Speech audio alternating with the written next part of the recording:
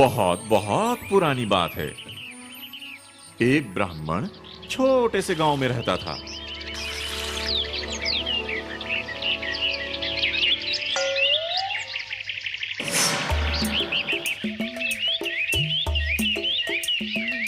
उसके पास वो सब कुछ था जो उसे चाहिए था।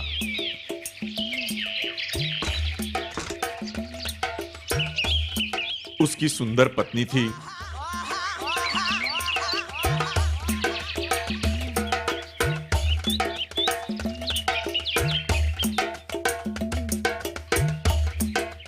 होशियार बच्चे थे।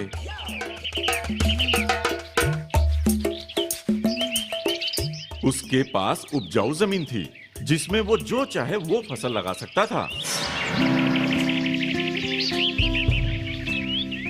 लेकिन वो ब्राह्मण बहुत आलसी था और कभी काम नहीं करता था। उसकी पत्नी ने बहुत कोशिश की कि वो अपना काम खुद करे। सुबह हो गई, उठ जाओ, क्या खेत पर नहीं जाना है? लेकिन ब्राह्मण उसकी बातों को हमेशा अनसुनी कर देता था। तुम पागल हो गई हो क्या? मैं कभी काम नहीं करूंगा। उसकी पत्नी बहुत परेशान रहती थी, लेकिन इस बारे में वो कुछ नहीं कर पाती थी। एक दिन एक साधु ब्राह्मण के घर आया।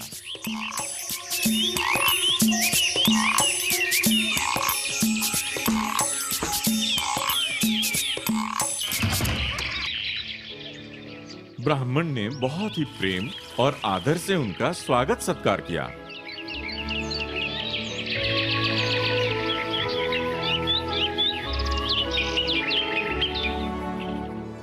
साधु ने खुश होकर ब्राह्मण से कहा, बेटा, मैं तुम्हारे आदर सम्मान से बहुत खुश हुआ।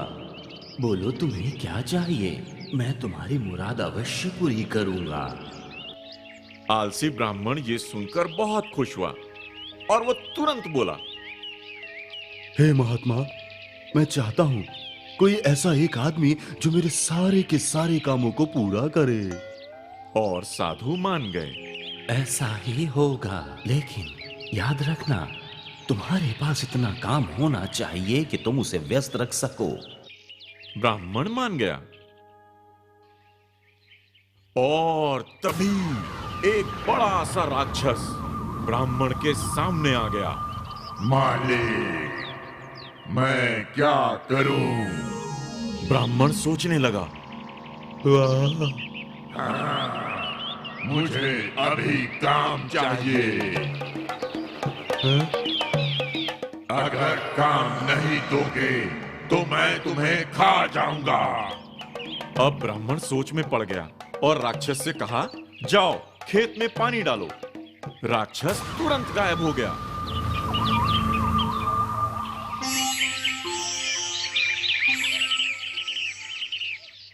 लेकिन याद रखना, तुम्हारे पास इतना काम होना चाहिए कि वो व्यस्त रहे।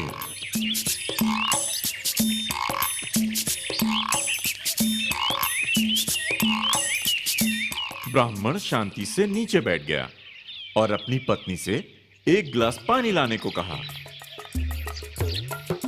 लेकिन पानी पीने से पहले ही राक्षस वापस आ गया। हो गया मालिक, अब और क्या करूं? घबराकर ब्राह्मण के हाथ से पानी का गिलास छूटकर गिर गया। पूरा हो गया? हाँ मालिक। ठीक है, अब तुम आराम करो। अब बचा हुआ काम हम लोग कल पूरा करेंगे। नहीं मालिक, मुझे काम चाहिए अभी। अगर मैं काम नहीं करूंगा तो तुम्हें खा जाऊंगा। तब ब्राह्मण कुछ घबराया और सोचा और उस राक्षस से बोला, तो फिर क्यों नहीं तुम खेत जोत लेते हो?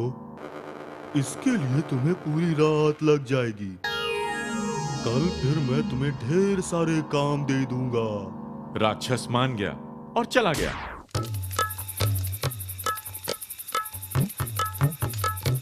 फिर ब्राह्मण मन ही मन अपने ऊपर खुश होकर भोजन करने बैठ गया।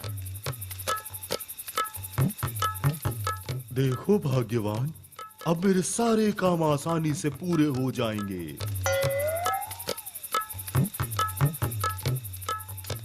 और अब मुझे कुछ भी नहीं करना पड़ेगा। ये सुनकर ब्राह्मण की पत्नी थोड़ा मुस्कुराई। अभी ब्राह्मण अपना पहला निवाला खाया ही था कि राक्षस वापस आ गया। मालिक, हो गया सब। अब ब्राह्मण डर गया। वो सोच में पड़ गया कि क्या उसके पास इतना काम है देने के लिए। ये सब देखकर उसकी पत्नी बोली, सुनिए, क्या मैं उसे कुछ काम दे सकती हूँ? तुम? हाँ, ठीक है, लेकिन तुम क्या काम करवाओगे इससे? चिंता मत कीजिए, मैं उसे बता दूंगी। मुझे काम चाहिए, मुझे काम चाहिए। ठीक है, बाहर जाओ और तुम हमारे कुत्ते मोती की पूंछ सीधी कर दो। राक्षस तुरंत मान गया और बाहर चला गया। देखो आलस कितना खतरनाक हो सकता है। पहले तुम अपने ही काम से मुंह मोड़ते थे, अब राक्षस तुम्हारी मदद कर रहा है और तुम काम नहीं दोगे तो वो कहता है कि तुम्हें खा जाएगा। क्या चाहते हो? तुम ठीक कहती हो, मुझे बहुत डर लग रहा है। मोती की पूंछ सीधी करने के बाद हम उसे और क्या काम देंगे? ब्राह्मण की पत्नी हंसने लगी।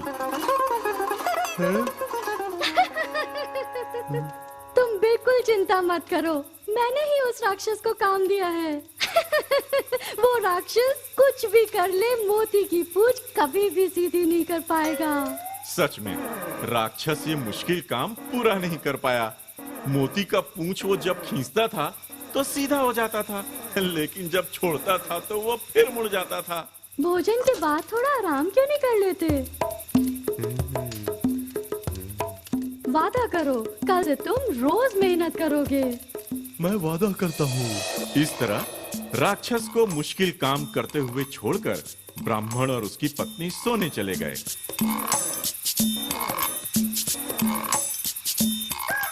दूसरे दिन जब ब्राह्मण खेत जाने के लिए निकल रहा था,